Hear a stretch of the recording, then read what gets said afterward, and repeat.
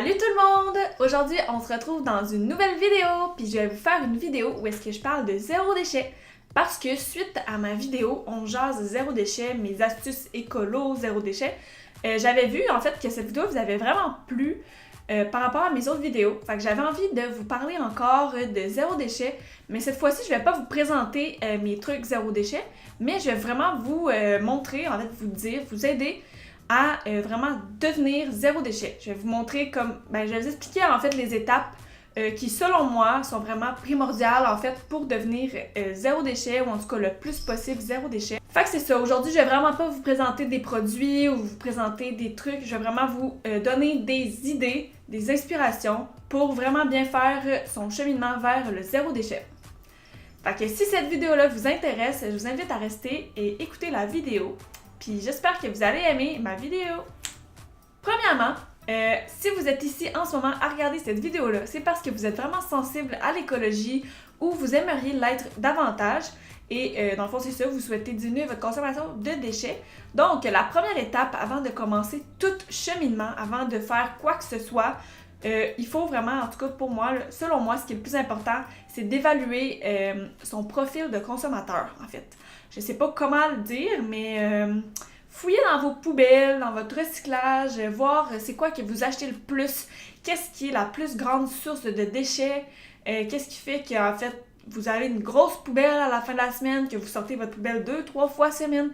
Vraiment, allez voir qu'est-ce qui fait que vous dépensez beaucoup de déchets. Ça se dit pas là, mais qu'est-ce qui fait que vous consommez, que vous produisez beaucoup de déchets? C'est vraiment la première étape, évaluer votre profil de consommateur.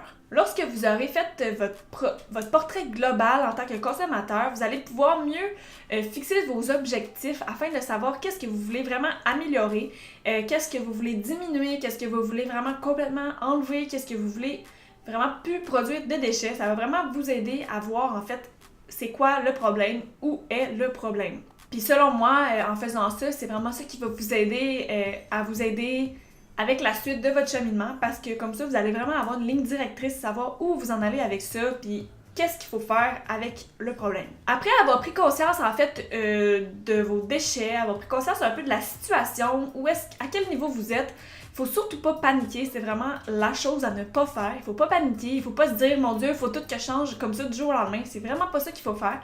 Il faut premièrement y aller étape par étape. C'est vraiment important de prendre conscience qu'on peut pas tout changer du jour au lendemain, qu'il faut y aller une chose à la fois. Chacun a son parcours, chacun a sa manière de faire. Tout le monde a son cheminement vers le zéro déchet, mais le plus important, c'est de commencer à quelque part. Puis je pense vraiment que la pire erreur à faire, c'est de se mettre la pression, de vouloir être parfait. On dirait qu'on cherche toujours à atteindre la perfection, mais c'est vraiment pas ça qu'il faut. Il faut vraiment y aller à son rythme, étape par étape. Puis vraiment sans rancune, il faut pas être fâché contre nous si on n'est pas aussi rapide que ce qu'on voudrait, si ça va pas aussi bien que ce qu'on souhaitait. Il faut vraiment pas faire ça, parce que c'est ça qui va faire que ça fonctionnera pas. Si on se met trop de pression, ça peut juste pas fonctionner. Par la suite, après avoir pris conscience de tout ça, de s'être dit, bon ok, il faut commencer à quelque part, il faut y aller graduellement, ce que je vous recommande, c'est de commencer par les petites choses ou de commencer par les trucs qui vous semblent les moins difficiles. Tu sais, si exemple, vous êtes un grand consommateur, je sais pas moi, vous achetez beaucoup de vêtements, puis vous adorez ça magasiner, vous aimez ça acheter des vêtements, mais je vais pas vous dire d'arrêter tout de suite d'acheter des vêtements. Commencez plutôt par diminuer les petits trucs. Si par exemple, je ne sais pas moi, vous achetez du shampoing aux 2-3 mois, mais juste essayez d'acheter, je sais pas moi, un shampoing en vrac. Commencez vraiment petit à petit, le dentifrice, ou des choses vraiment faciles à commencer, puis de pas tout de suite aller vers le gros problème, le gros déchet. Puis tu sais, ça revient un peu à ce que je disais tantôt, là, de pas se mettre de pression, parce que chaque petit geste compte. Aussi petit qu'il soit, ben, il va faire une grande différence en bout de ligne de toute façon. Fait que vous commencez par un petit truc ou que vous commencez par le gros truc, ça change absolument rien tant longtemps que vous suivez votre ligne directrice puis que ça vous mène où est-ce que vous voulez aller.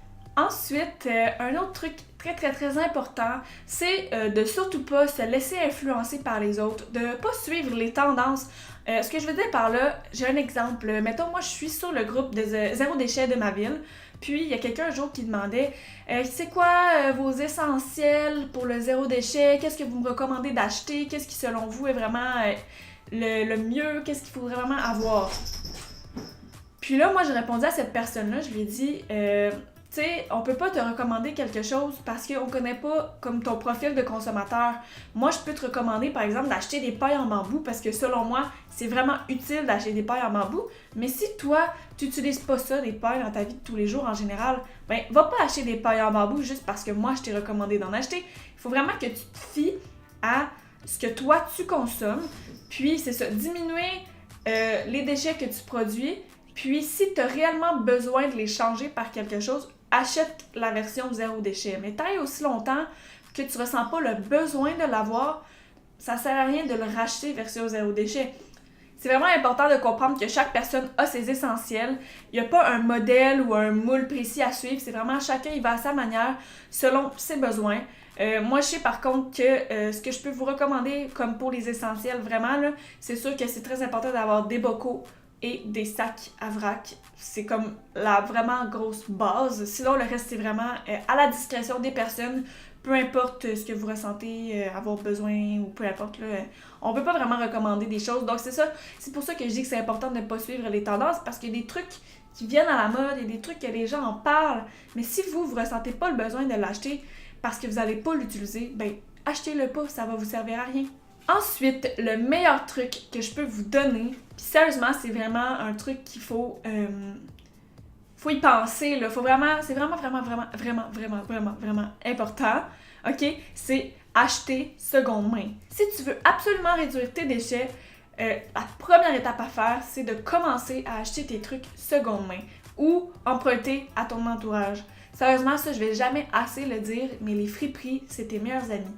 Parce que tu peux absolument trouver tout ce que tu as besoin là-bas. Si tu as besoin de vêtements, si tu as besoin d'articles de cuisine, si tu as besoin de décoration, peu importe. Il y a tellement de trucs en circulation, il y a tellement de beaux vêtements, de beaux objets que ça sert à rien d'aller encourager les compagnies qui produisent des déchets pour créer ces vêtements-là ou ces accessoires-là quand il y en a une panoplie qui attendent juste à servir puis avoir une seconde vie parce qu'ils ont été créés pour ça puis ils se sont comme fait abandonner, là.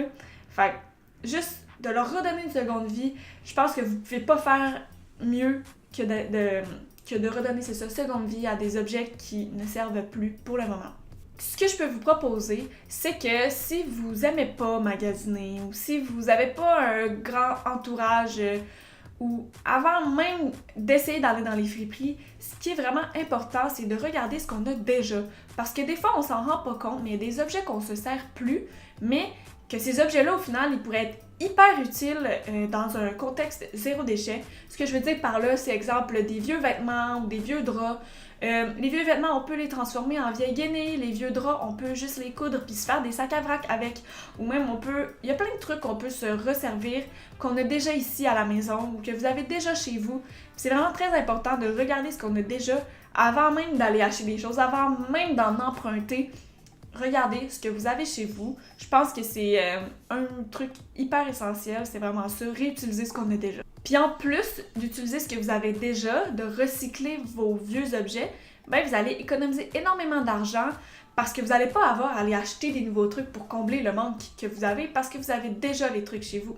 Ensuite, une autre option que je peux vous proposer qui est quand même vraiment importante, que ce soit au niveau écologique et économique, c'est d'encourager les compagnies locales, les petits producteurs locaux, les petites entreprises locales.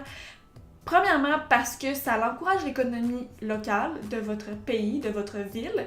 Et deuxièmement, ça diminue le transport qui cause dans le fond le CO2, tous les gaz et tout, là, ça diminue vraiment ça, là, le transport. C'est quand même quelque chose qu'on peut prendre en considération dans un contexte de zéro déchet parce que le transport aussi produit des déchets. Fait que c'est ça, justement encourager les petites compagnies locales, ça va faire plaisir, ça va faire rouler l'économie, puis vous allez être content, vous allez faire des petites trouvailles dans les petites entreprises proches de chez vous. Puis vous allez découvrir peut-être des nouveaux commerces, qui sait, qui vont offrir justement des options zéro déchet, des options plus écologiques que si vous irez dans les grandes entreprises, dans les grandes surfaces. Autre option qui peut parfois être difficile quand on commence, c'est de refuser tous les objets plastiques. Ce que je veux dire par là, c'est que souvent quand on va dans des événements, quand on va chez des amis, peu importe où est-ce que vous allez, on va peut-être vous proposer des objets en plastique, à vous offrir des petits cadeaux. Si vous allez, je sais pas moi, dans des conférences, ils vont vous donner des petits crayons ou des petites lunettes ou peu importe.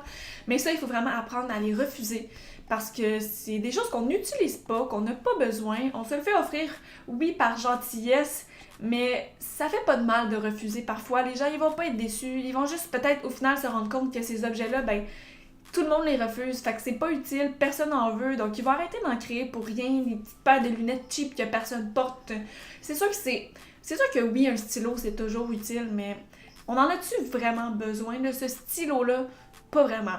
Fait que juste de refuser les trucs en plastique dans n'importe quel contexte, là, que ce soit si quelqu'un vous offre un petit bonbon ou peu importe, arrêtez d'accepter ces cadeaux-là qui font des déchets inutiles. Ensuite, une autre option que je peux vous proposer, c'est de composter ou de recycler le plus possible. En fait, ça va aider premièrement à diminuer la grosseur de votre poubelle. Donc, ce qui va faire que vous allez la sortir moins souvent et sauver justement des déchets, des sacs plastiques et tout. Puis c'est ça, aussi quand on composte, si vous avez une ville où est-ce que vous avez la chance d'avoir un compost de ville, ben tant mieux pour vous. Sinon, vous pouvez faire du vermicompost ou faire du compost tout simplement à votre maison. Puis ça, ben c'est vraiment cool parce que premièrement, on réutilise les matières organiques. Ça s'en va pas dans les centres d'enfouissement, dans des sacs en plastique. Et ça se décompose vraiment mal dans les poubelles. Ça sent mauvais. Puis c'est ça. En fait, moi, je considère vraiment que le compost, c'est la base, là. Composter, c'est super facile. C'est accessible à tout le monde. Faites une recherche sur Internet, vous allez trouver tout plein d'astuces. Puis le recyclage aussi, là. C'est sûr que le recyclage, c'est pas la meilleure option. Mais c'est quand même mieux le recyclage que la poubelle. Ensuite, ma dernière option, c'est de cuisiner le plus possible soi-même ou de faire les choses soi-même. Ce que je veux dire par là, c'est au lieu d'acheter des petites collations déjà tout faites, ben faites vos propres collations, des muffins, des bartons, des petites energy bars. J'ai un Instagram pour ça si vous voulez, j'ai plein d'idées de recettes. Je vais essayer de mettre des desserts le plus souvent possible, c'est quand même cool. J'en fais pas souvent, mais ça peut être cool justement de vous donner des idées de recettes. Et faire les trucs soi-même, par exemple faire des produits ménagers. Si vous savez coudre, vous pouvez faire des vêtements, vous pouvez faire des sacs, vous pouvez faire tout plein de trucs soi-même qui va faire en sorte que vous n'allez pas avoir à acheter des trucs ou vraiment réutiliser les matières que vous avez, réutiliser les ingrédients que vous avez pour créer des trucs qui vont faire que ça va diminuer les emballages plastiques, les emballages. Peu importe l'emballage, on veut absolument le diminuer. C'est le but ultime du zéro déchet, c'est de ne plus produire d'emballage. Fait que c'est pas mal tout pour mes idées, mes astuces zéro déchet. J'espère que ça n'aura pas été trop redondant puis que ça va un peu vous aider. Ça fait suite à mon ancienne vidéo que j'ai faite sur les objets zéro déchet que vous pouvez vous procurer. Mais là ici, c'est vraiment des idées concrètes de trucs à faire. Accessible à tout le monde, je vous recommande de vraiment y aller étape par étape. Je les ai mis vraiment dans l'ordre de ce que, selon moi, qui est le plus important, ou presque, là, en fait, je les ai pas vraiment mis dans l'ordre, mais tu sais, les 3-4 premières étapes sont vraiment très importantes de justement faire son profil global en tant que consommateur. C'est vraiment important, c'est la base. C'est ça, faire son profil de consommateur, selon moi, c'est vraiment important pour savoir vraiment mettre où est-ce qu'on va mettre l'accent, où est-ce qu'on va mettre notre énergie pour diminuer le plus possible ces déchets. J'espère que vous avez aimé la vidéo. Je vous souhaite vraiment bonne chance avec votre parcours zéro déchet. Si vous avez des questions, si vous voulez que je fasse des vidéos à propos de d'autres sujets, juste à me les dire dans la barre d'infos. Ça va me faire plaisir de filmer d'autres vidéos pour vous. Moi, en fait, je suis vraiment passionnée de ça, le zéro déchet, le minimalisme, le véganisme. Fait que si vous voulez des idées, si vous avez des idées de vidéos, en fait, gênez-vous pas à me les donner. Des fois, ça va peut-être me donner de l'inspiration. Puis c'est ça, j'espère que vous avez aimé. Nous, on se retrouve dans une prochaine vidéo. Puis je vous souhaite une bonne fin de journée. Ciao, bye!